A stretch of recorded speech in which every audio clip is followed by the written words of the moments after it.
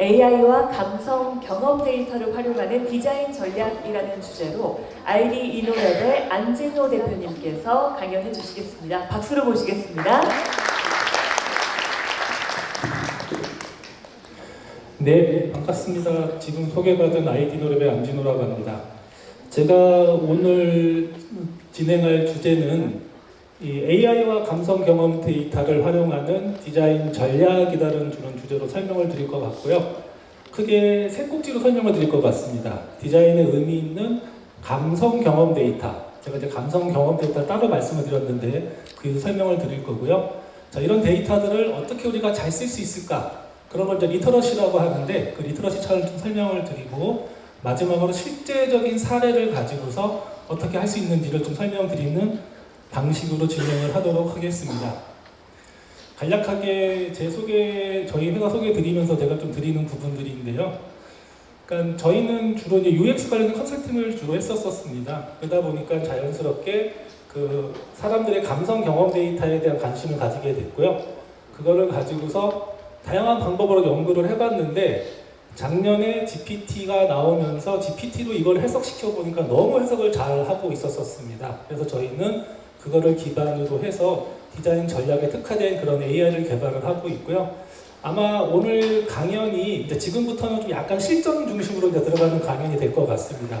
제가 앞부분에 이제 기획적인 측면을 중심으로 설명을 드릴 것 같고 오후에 가면은 실제 디자인 자체를 어떻게 잘 만들 수 있는지 그런 부분들을 소개를 해드릴 것 같으니까요. 한번 잘 보셨으면 좋겠습니다. 자, 첫 번째 주제인 디자인에 의미 있는 감성 경험 데이터. 가장 제가 지금 말씀드린 30분 동안 핵심 장표입니다. 이 장표가. 그래서 제가 다른 거 저희가 말씀드리는 거를 오늘 다른 거는 다 잊어도 상관없는데 이 장표만 꼭 기억하셨으면 좋겠습니다. 자, 지금 사진 한번 볼까요? 아주 이쁜 고양이와 아주 이쁜 강아지가 있죠. 우리는 이런 거 사진 자체를 데이터라고 얘기를 하고 이 사진을 잘 쓰려고 한다 그러면은 어떻게 해야 되느냐? 이 사진을 잘 만들어내는 거를 레이블링이라고 합니다. 레이블링. 어떠한 주어진 데이터에 대한 정답지를 만들어 가는 과정 자체를 레이블링이라고 하는데 AI가 잘 돌아간다라는 것은 좋은 데이터가 있다라는 거고요. 그 좋은 데이터가 막연한 좋은 데이터가 아니라 제대로 된 정답을 갖고 있어야 좋은 데이터입니다. 그럼 우리 이 사진을 가지고 한번 정답지를 만들어 볼까요? 자, 첫 번째 하는 정답지 방식입니다. 둘 다 동물이죠. 이 사진에다가 니네 둘 다 동물이야 이렇게 태깅을 레이블링을 해주면 될 수 있겠죠. 이렇게도 할 수 있겠죠. 조금 더 디테일하게 왼쪽은 고양이, 오른쪽은 강아지야 이렇게 레이블링 할 수도 있겠죠. 우리가 흔히 알고 있는 이미지 디텍션이라는 걸 할 때 말하는 이런 방식을 얘기를 합니다.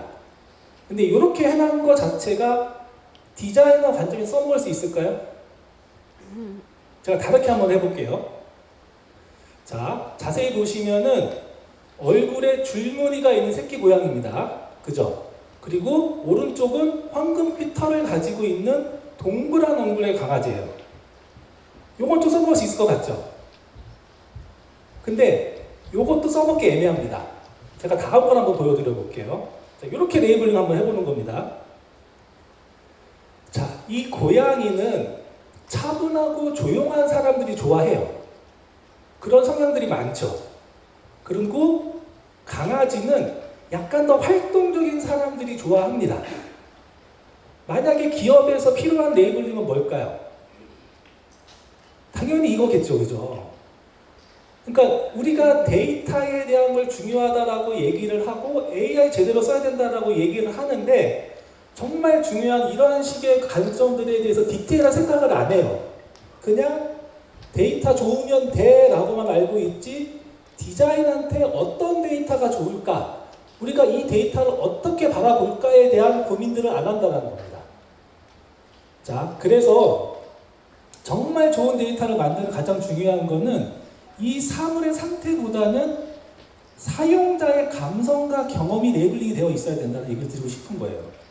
그래서 제가 이제 감성 경험의 얘기를 드릴 텐데 자, 요거 한번 볼까요? 아이고, 넘어갔네. 영상 좀 한 번만. 예. 자, 여기 사운드가 안 나오네요, 그죠? 예, 제가 설명을 드리면은 이 파타고니아라는 브랜드지 않습니까?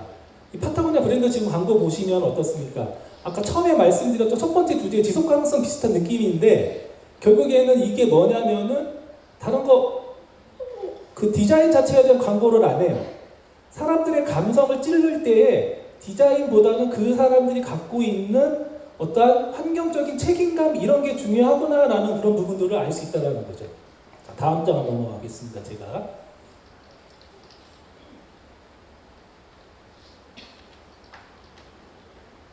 예, 안 넘어가는데 한번 넘겨주시겠어요?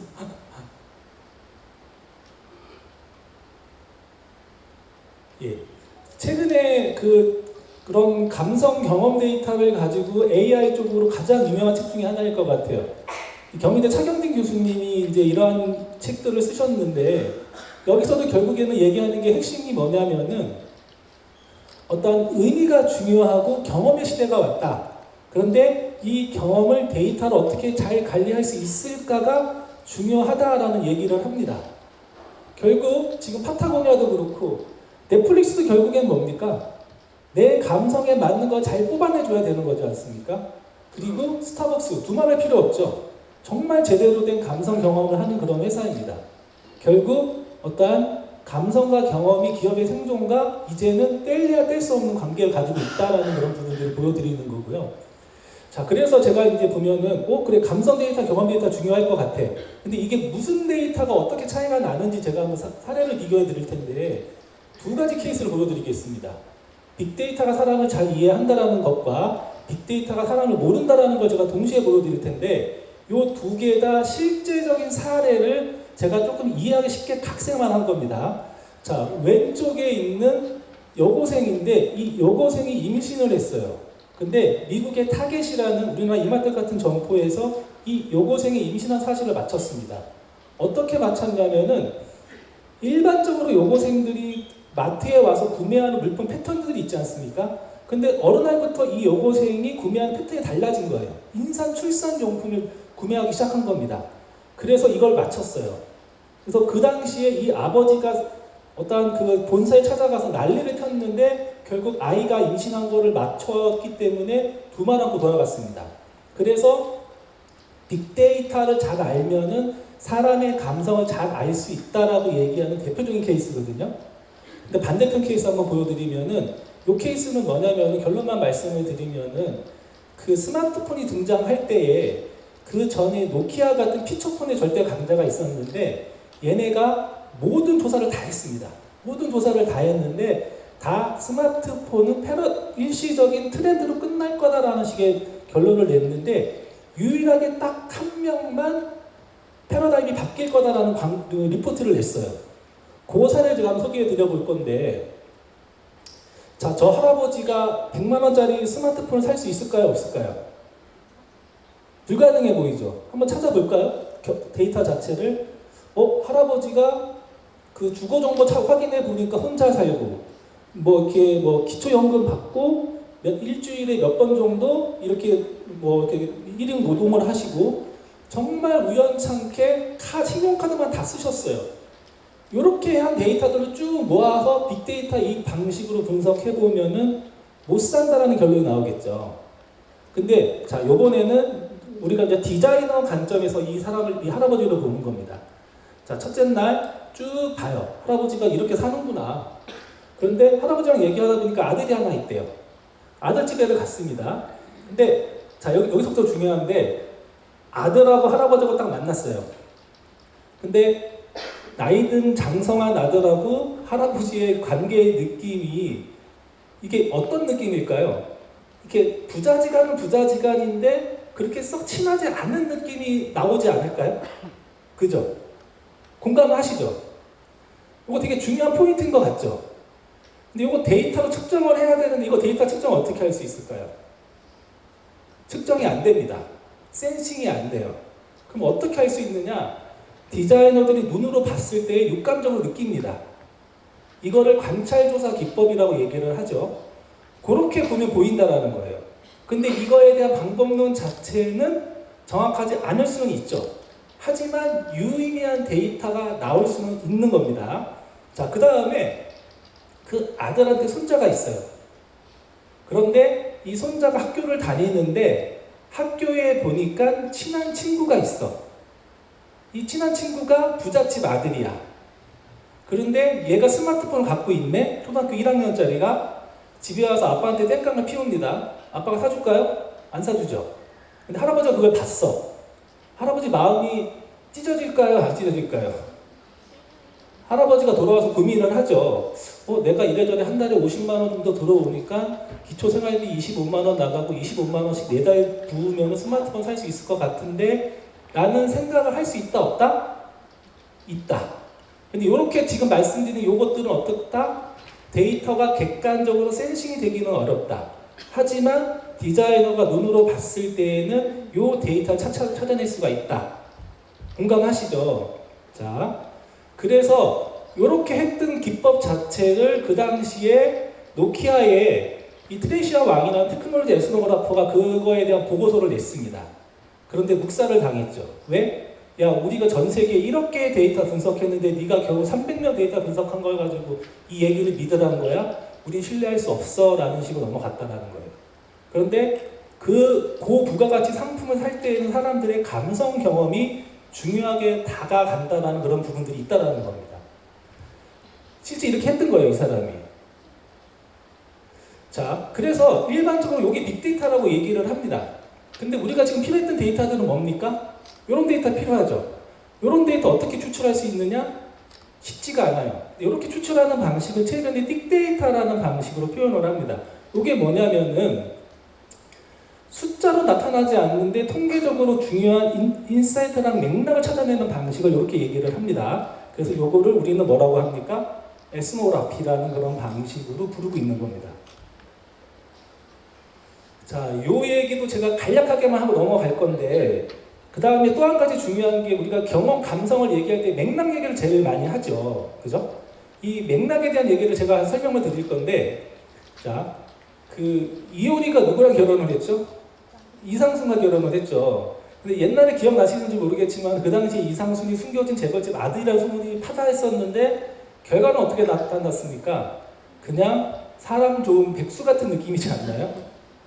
근데 보세요. 어떻게 이상순이 이효리를 공략을 했을까? 그거를 제가 한번 맥락적으로 분석을 해드려 보면은 우리가 알고 있는 이효리는 이런 이효리죠. 근데 이상순은 어떤 이효리를 알고 있냐면은 이런 모습을 다 알고 있는 거예요. 요즘에 관찰 예능이 하도 발전을 하니까 이런 부분들 다 알지 않습니까? 우리가 이 모습만 보는 거하고 이상순이 저 모습 보는 거 다 보는 거하고 어떤 게 더 전략적으로 승산이 있겠습니까? 그래서 고객을 이해하기 위해서는 고객의 전, 중, 후 데이터가 모두 필요하거든요. 모두 필요한데 기업에서 이 데이터를 못 갖고 있어요. 결국 기업이 수집 가능한 데이터는 구매 시점분의 데이터밖에 없기 때문에 이런 데이터들이 우리가 잘 만들어낼 수 있어야 되고 이런 데이터들을 아까 이제 이재용 대표도 설명을 해주셨는데 페르소나라는 관점으로 얘기를 합니다. 김남도 교수님도 여기서 딱 그 얘기를 했어요. 자기가 가장 기억에 남는 단어 하나만 뽑으라 그러면은 멀티 페르소나를 뽑고 싶다. 그만큼 결국 감성 경험을 페르소나로 만들어낼 수 있어야 되는데 단 여기 계신 디자이너분들 많으실 텐데 페르소나 다 만들어 보셨죠? 어떻게 만드셨습니까? 거의 대부분 자기 직감으로 만들어 버립니다. 그러니까 그게 신뢰가 안 가는 거거든요. 철저하게 데이터베이스로 그걸 만들 수 있어야 된다는 겁니다. 앞으로는. 그런 부분들을 AI가 도와줄 수 있다. 충분히. 자, 그래서 감성 경험 데이터 자체를 어떻게 해석을 할 수 있는지에 대한 역량이 중요한 건데 그 차원에서 제가 이제 감성 데이터, 경험 데이터 한번 설명을 드려볼게요. 자, 커피가 있습니다. 커피 한 잔 행복하다, 커피가 맛이 없다. 이런 부분들 설명을 할 수가 있고 그 다음에 식사 후 잡하게 커피는 맛있다. 가격이 5,000원인데 믹스 커피 같다. 그 뉘앙스 자체가 미묘하죠. 근데 자세히 보시면은 왼쪽은 사람 관점이고 오른쪽은 환경 관점인 거예요. 그죠? 그래서 요거 자체를 왼쪽을 센티멘트한 관점의 감성 데이터라고 얘기를 하고 오른쪽을 환경에 대한 관점에서 봤을 때 경험 데이터라고 얘기를 합니다. 요 데이터들이 어떻게 초집이 되느냐? 감성 데이터들은 일반적으로 센싱 기술로 양쪽으로 측정이 많이 잘 돼요. 하지만 오른쪽에 있는 경험 데이터들은 디자이너들이 디자인 싱킹에 기반한 전략적인 접근을 할 때에 잘 드러난다라는 겁니다. 자, 제가 또 한 가지 데이터들에 대한 얘기를 하면서 또 사례를 하나 보여드릴 건데, 정수기를 이용하는 부분들에 대한 리서치를 합니다. 자, 이런 데이터가 나왔어요. 물맛이 좋아요, 깨끗해요, 편리해요, 이런 데이터 나왔어요. 또 이런 데이터가 있습니다. 소음이 크네요, 일정하지 않습니다, 감소했습니다, 이런 데이터가 나왔는데 어떤 데이터가 의미 있어 보이세요? A하고 B하고? B가 조금 더 의미 있어 보이죠? 하지만 자세히 이 데이터를 보시면은 오른쪽 데이터들은 누구나 갖고 있는 의견이에요. 이런 거를 데이터에서 말하는 정규 분포에 포함되어 있는 빅데이터 안에서의 정규 분포를 얘기를 합니다. 근데 이런 케이스, 빅케이스에 대한 거는 아까 할아버지가 그 손자의 스마트폰을 사주시는 그런 거를 관찰조사 하듯이 특이 케이스예요. 이런 데이터들을 아웃라이어 범위의 데이터라고 얘기를 합니다. 통계적으로 관점으로 이제 말씀을 드리면은, 자, 그래서 빅데이터를 분석하면 일반적 결론밖에 안 나오거든요. 그런데 대규모 패턴에서는 벗어나지만은 이러한 방식의 어떠한 빅데이터, 아웃라이어 관점에 있는 데이터를 분석을 했을 때 의미 있는 감성 경험 데이터가 잘 나온다라는 설명을 드리는 겁니다. 자, 그러면 이제 GPT 얘기를 넘어가 보겠습니다. 자, 결국 제가 그 얘기 드리려고 그러는 거겠죠. GPT가 이거를 잘할 수 있다는 얘기를 드리고 싶은 건데, 왜 잘할 수 있느냐라는 거를 이제 GPT 자체로 설명을 한번 드려볼게요. 전제 조건. 감성 경험은 누구한테도 정답 없습니다. 제가 느끼는 감성 똑같이 느끼는 분은 없죠. 하지만 대부분이 이렇게 느낀다라고 얘기를 할 수 있는 거고, 그거 자체를 확률로서 얘기를 할 수가 있는 겁니다. 자, 기본적으로 GPT가 정확하게 자기네가 어떤 데이터 갖고 있어요 얘기는 안 하는데 통상적으로 이렇게 추산을 합니다. 근데 자세히 보시면은 제가 노란색 박스 쳐놓은 데 부분들이 다 감성 경험에 관련된 데이터들이에요. 그래서 이런 데이터를 프리트레이드를 했습니다. 그리고 나서 트랜스포머라는 모델 개념 자체, 알고리즘 자체가 맥락을 찾아주는 거예요. 맥락 자체를. 그러니까 기본적으로 아까 제가 말씀드렸던 맥락을 보는 거에 특화되어 있는 엔진입니다. 그런 상태에다가 이거를 가지고서 확률 높은 감성 경험 데이터를 생성해주는 제너러티브 AI가 들어가 있다는 겁니다. 그래서 GPT거든요. 그래서 제가 판단했을 때에는 감성 경험 데이터를 분석하는데 GPT만 잘 활용하면 괜찮다. 괜찮은데 그게 쉽지는 않다. 왜? 일반적으로 돌려버리면은 아주 일반적인 답변밖에 안 나옵니다. 자, 한번 제가 예시를 드려볼게요. 스니커즈에 대한 디자인 전략을 세워줘라는 걸 GPT한테 던져보고 싶습니다. 자, 첫 번째, 왼쪽이 운동하고 스니커즈인데 우리도 봐도 정확하게 구분이 안 가죠. 근데 이거 잘 알아서 GPT가 판단해서 분석해 줄 수 있을까요? 어떻게 해야 될까요? 이거 할 때 그냥 GPT 알아서 그 스니커즈 디자인 전략 세워줘 이렇게 할까요? 어떻게 하시는 게 좋냐면은 이렇게 하시는 게 좋습니다. 처음에 얘를 이제 학습을 시켜 나가는 거예요. GPT를 할 때 신발의 개념과 종류를 쭉 한번 설명해봐 라고 해서 자기가 답변을 막 달죠. 그럼 자기가 그걸 이해를 하고 있어요. 그 다음에 얘가 타겟이 20대니까 20대 여성 중심으로 다시 한번 신발 트렌드 한번 네가 제시해줘봐 하면은 또 여기다가 이걸 학습해 놓습니다. 그리고 나서 디자인 전략을 한번 설명해줘라고 하면 디자인 전략을 제가 이해를 해놓습니다. 그리고 나서 마지막에 스니커즈 개념과 특성을 한번 이해해줘라고 해놓고요. 그리고 나서 마지막에 이렇게 세워줘라고 하는 과정을 동시에 진행을 하면은 결과 퍼포먼스가 나아집니다. 참고적으로 GPT 자체가 지금 쓰는 것 자체가 내가 리프레시를 하거나 이렇게 되면은 그 학습한 데이터 값을 자체는 날려버립니다. 하지만은 그렇지 않고서 그냥 연속으로 쭉 쓰시면은 앞에 내용들을 연관져서 맥락적으로 가지고 오기 때문에 좋은 답변을 가지고 갈 수가 있고요. 그래서 이런 방식으로 하시면 나쁘지 않습니다. 그래서 이거를 프롬프트 엔지니어링 에서 제가 몇 개는 소개를 드리면은 이게 이제 그 오픈 AI 블로그에서 얘기를 하는 건데 그냥 스니커도 디자인 전략 세워줘라는 그런 관점으로 제로샷 프롬프팅 방식이 있고요. 사례 기반으로 이렇게 해줘라는 방식이 있는데 실질적으로 제일 효과가 나는 거는 체인 오브 소스 프롬프팅이라는 방식으로 단계적으로 계속해서 뭘 물어보고 나가는 겁니다. 이런 방식으로 하시면 좋아요. 그런데 이런 부분이 쉽지가 않죠. 그래서 이런 부분들을 잘 응용하셔야 되는 건데 이제 제가 이제 시간 관계상 그 실질적인 전략 부분, 그러니까 제가 지금 말씀드리는 거는 디자인 기획해서 어떻게 전략을 세우는 그런 부분들을 말씀을 드리는 건데 대기업에서 했던 케이스 하나 하고 저희가 저희 솔루션에 적용했던 케이스 두 개를 한번 보여드려 보겠습니다. 자, 요거 한번 영상이 음성이 또 그죠 안 나오네요. 그냥 제가 좀 잠깐 설명을 드리면은 최근에 이제 상품 개발부터 마케팅까지 대기업에서 다 이런 AI를 쓴다라는 얘기예요. 그래서 특히 이제 제가 이제 소개해드릴 사례 중에 하나가 유통 쪽에서 베스킨라빈스 사례를 가지고 제가 한번 소개를 해드려 볼 건데, 자, 기존에 그 SPC 그룹 내에서 베스킨라빈스 아이스크림을 만드는 그런 프로세스입니다. 이렇게 하는데 한 2달 정도 걸린대요. 근데 사람들의 트렌드나 이런 취향이 워낙에 빨리 바뀌지 않습니까? 요거를 더 단축시키고 싶으셨던 거예요. 그래서 이걸 어떻게 하면 좋을까라는 방법을 고민을 하다가 이렇게 아이디어를 냈습니다. 자, AI야, 너는 센싱하고 기회 발굴하고 컨셉만 잡고 컨셉만 제작해. 그러면 최종적으로 구체화시키고 평가하고 실행하는 거는 사람이 할게. 이렇게 나눠서 하자라는 식으로 간 거예요.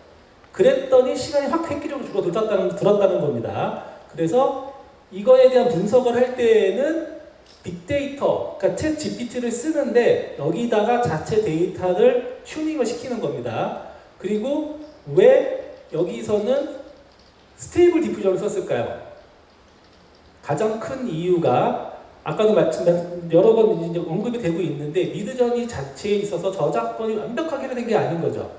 스테이블 디퓨저는 자기가 커스터마이징을 할 수가 있습니다. 그 엔진을 갖다가 자기네 자체의 데이터로 커스터마이징을 써서 그런 문제를 해결하기 위해서 스테이블 디퓨전을 쓴 겁니다. 그리고 나서 마지막에 마케터가 그거에 대한 검수하는 과정을 거쳤더니 이 과정 자체가 상당히 빨라졌다.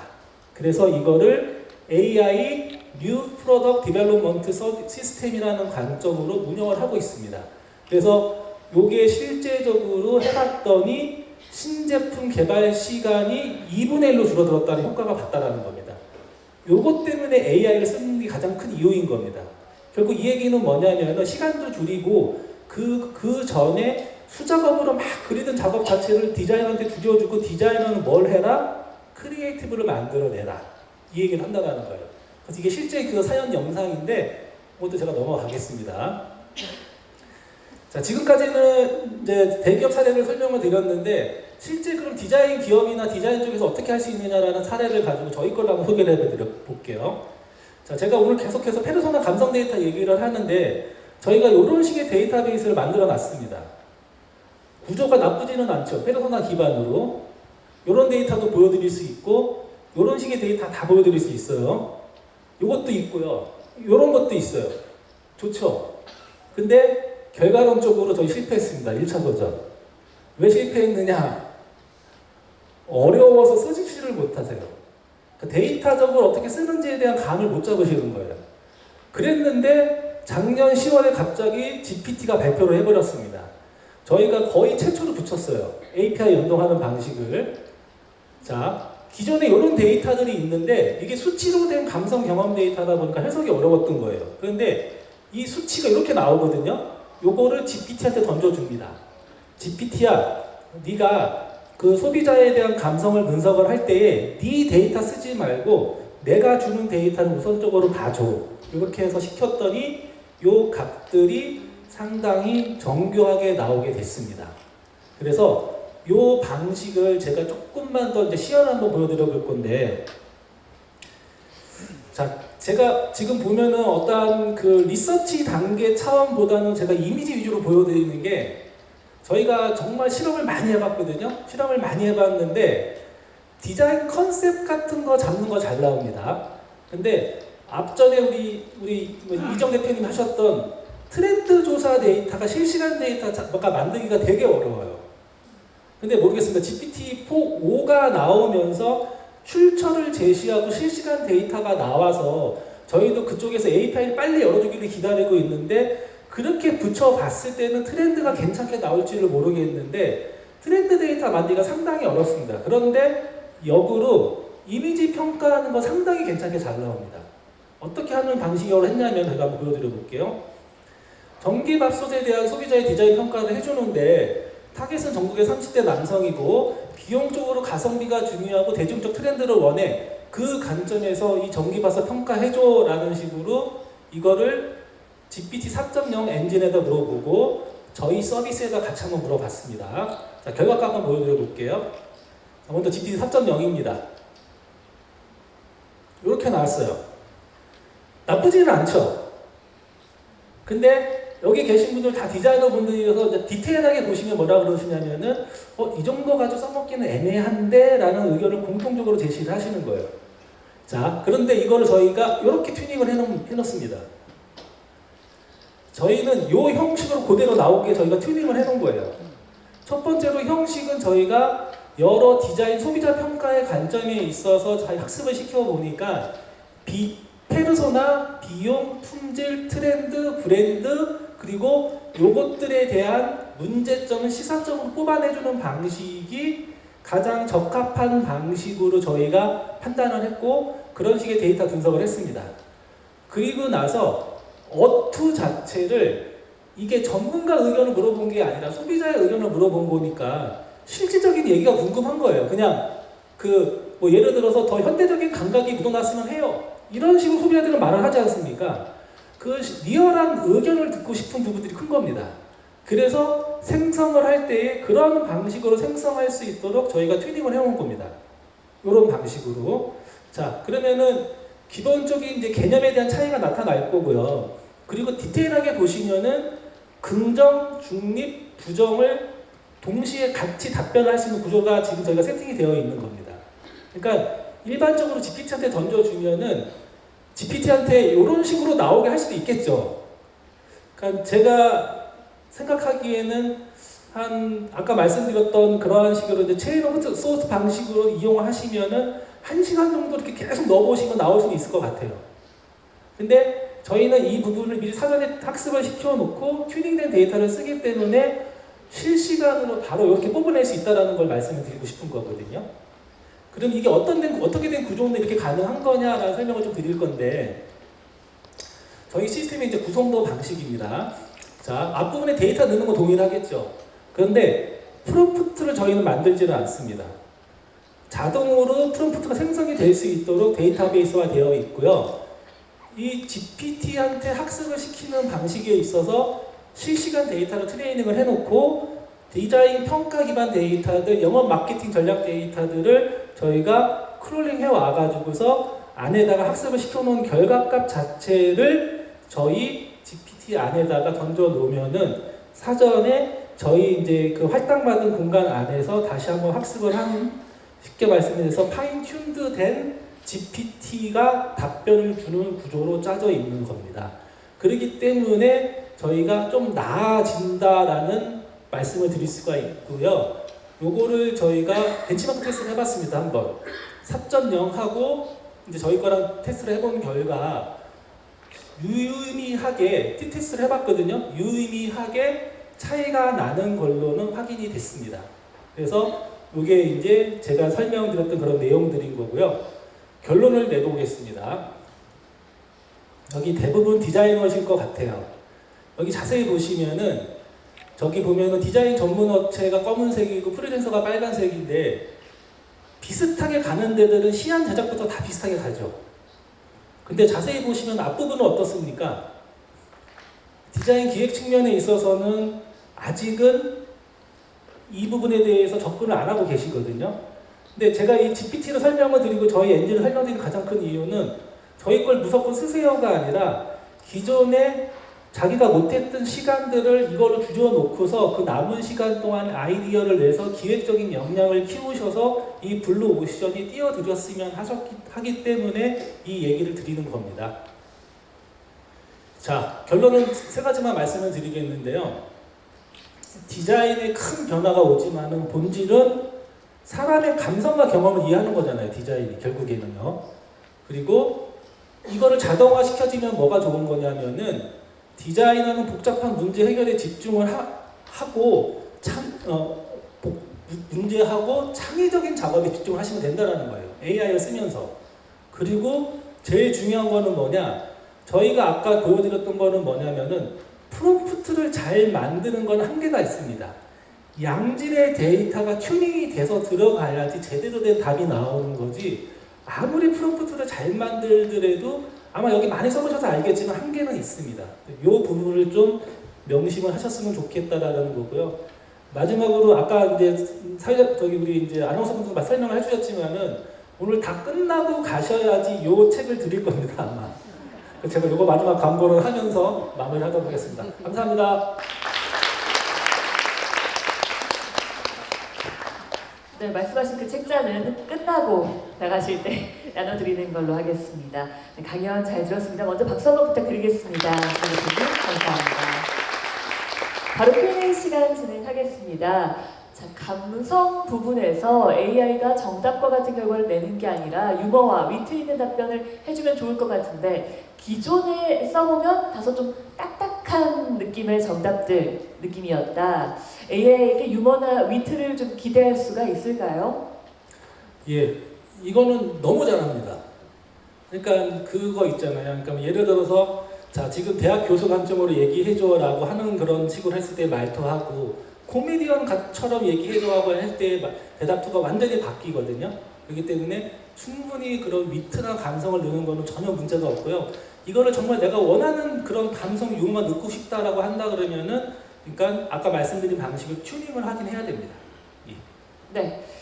지금 아마 점심시간을 앞두고 있어서 질문을 좀 적게 하시는 것 같은데요. 한두 개 더 해주셔도 됩니다. 시간이 좀 여유가 있으니까요. 자, 다음 질문은 대표님의 데이터가 모든 제품에 적용이 돼서 나오는지 궁금하다고 질문 주셨습니다. 예. 저희가 좀 테스트를 해보고 있는 과정인데, 좀 문제가 되는 분야가 UI, UX에서 좀 애매한 그런 UI 쪽은 좀 이렇게 정확한 판단을 못하는 것 같더라고요. 물론 그거는 그 이미지 디텍션 기술 자체는 저희 기술이 아니라 오픈 AI의 기술이기 때문에 그쪽에 대한 학습량이 적어서 그럴 거라고 판단을 하고 있는데, 지금 뭐 오픈 AI나 이런 데서 4.5 버전 발전되는 그런 속도를 봤을 때에는 그런 부분들은 조만간 해결이 될 것 같고요. 전반적으로 데이터를 잘 뽑아내는 거에는 그 큰 문제는 없는 것으로 저희가 판단을 하고는 있습니다. 네. 네. 부산에서 온 동남권 디자인 산업 협회입니다. 일전에 페르소나 경험 빅데이터를 활용하게 해주셔서 너무나 감사의 말씀드린다고 게재 논문을 2개나 쓰셨다고 합니다. 그러면서 감사합니다. 네. 감사 인사에 이어서 트렌드 변화에 따라 업그레이드 해주셔서 또다시 감사드린다라고 하시면서요. 그 대표님 회사 데이터를 활용하는 방법을 좀 공유해 주실 수 있는지 여쭤봤습니다. 아까 제가 그 design.inoue.kr이라고 지금 URL을 잠깐 살짝 적어놨는데, 오늘 저희가 광고하는 자리가 아니어서 제가 좀 자신있게 말씀을 못 드렸는데요. 그 design.inoue 그냥 그대로 inoue.kr 치시고 들어오시면은 저희가 이미지 평가 버전은 저희 자체적으로 학습을 하기 위해서 무료로 저희가 배포를 하고 있습니다. 단 회원 가입만 하시면 쓰실 수 있기 때문에 쓰실 수 있고요. 기타 나머지 버전들은 저희가 현재 지금 지역 RDC 센터랑 하는 사업들이 있기 때문에 그 사업에 특화시켜서 전제 조건은 그쪽에서 필요한 파인 튜닝 데이터를 다시 한번 학습시킨 데이터를 제공을 해드리기 때문에 나머지 데이터들은 사용하실 수는 없고요. 대신에 지금 보여드렸던 디자인 평가 정도는 충분히 잘 사용할 수 있도록 오픈되어 있고요. 끝나고 저한테 개인적으로 물어보십시오. 말씀드리겠습니다. 네, 또 활용 방향에 대해서 여쭤보셨는데요. 세일즈 마케팅으로 활용할 수 있는 방향에 대해서 여쭤보셨습니다. 그러니까 저희 실질적인 고객층이 디자이너 분이 한 40%시고요. 스타트업 분들이 한 60%가 되십니다. 그러니까 특히 스타트업들은 고객을 예측하는 것이 고객 데이터가 없거든요.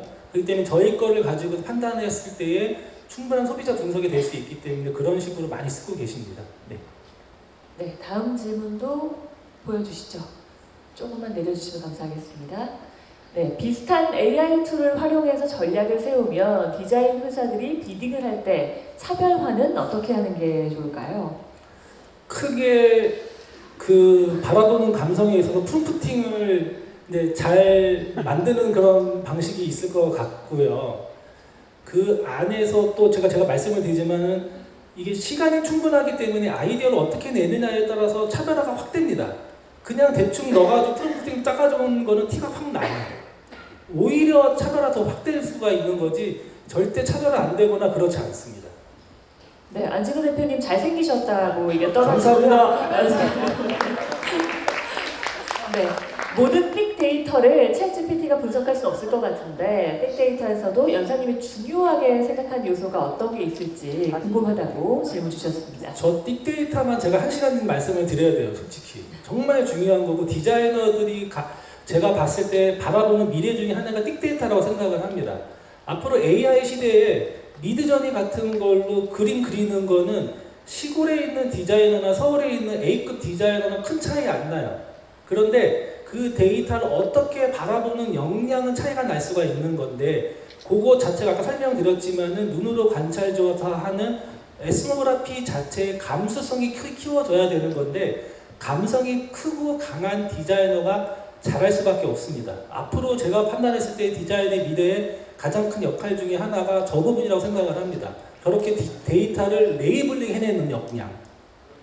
네, 감성 경험 데이터가 많이 쌓여서 그 자체가 빅데이터가 되면 그 이상치 범위에 있는 데이터가 센싱되면서 인간이 찾아낼 수 있는 데이터가 점점 줄어들게 되진 않을지라는 질문도 주셨습니다. 전혀 그렇지 않다라고 생각하는 가장 큰 이유가요.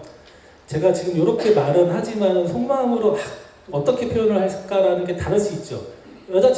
여자를 만났는데 겉으로는 이뻐요 하지만 속으로는 별로인데 이렇게 얘기할 수 있지 않습니까? 사람이 감성이 결코 동일하지 않고요. 그래서 아까도 용어가 나왔지만은 멀티 페르소나라고 제가 지금 이렇게 설명드리는 거랑 친구들이랑 술 먹고 퍼졌을 때 제 모습이 동일한 사람이지만 다르지 않습니까? 절대로 똑같이 나올 수가 없습니다.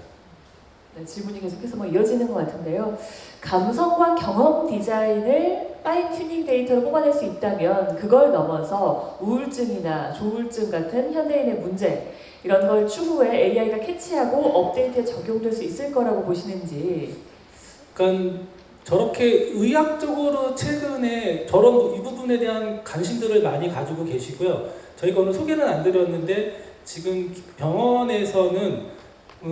병원에서도 지금 환자 경험을 중요시 여기고 그러니까 의료 쪽에서는 공식 용어를 마음 데이터라고 표현을 하시더라고요. 그러니까 마음 건강, 마음 치료라는 관점으로 정확하게 표현을 하고 계시고 그쪽에 대해서 되게 관심을 가지시는데 아직 이게 쉽게 말해서 객관적으로 통계적으로 검증이 안 되니까 함부로는 못 쓰는 그런 과정으로 알고 있습니다. 네, 그리고 정답이 있는 데이터가 좋은 데이터라고 하셨는데 좋고 나쁨의 판단 기준은 무엇인가요?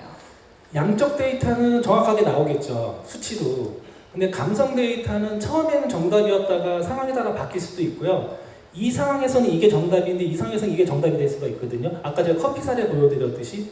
그렇기 때문에 이 명확한 판단 기준은 없고 기본적으로 일반화 시킨다라는 통계적인 용어를 쓰기는 쓰는데 그런 관점으로 계속해서 합의를 받아 나가는 그런 과정이지 딱 명확한 판단 기준이 뭐다라고 할 수는 없습니다.